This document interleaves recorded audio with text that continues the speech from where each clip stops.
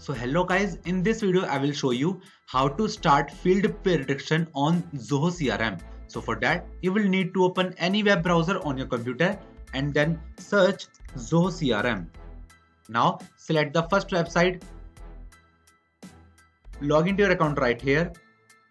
Now select this profile icon and now select access Zoho CRM. Now go with the settings icon and go with this option right here called prediction. Now just select this button, get started, and give a name to your field prediction. We'll go with future site, and now select your module of your field prediction. You can choose from this list.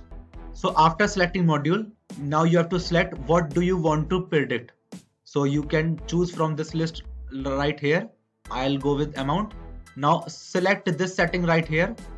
You can choose from this list. You can see there are multiple options. Now again select this and just write down your condition right here. And after filling all of these details, now select this save button. And now select this yes create button.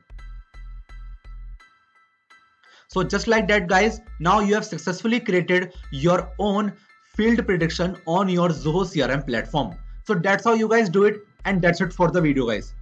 If you find this video helpful, then make sure to share it with your friends and also subscribe to our channel for more such videos.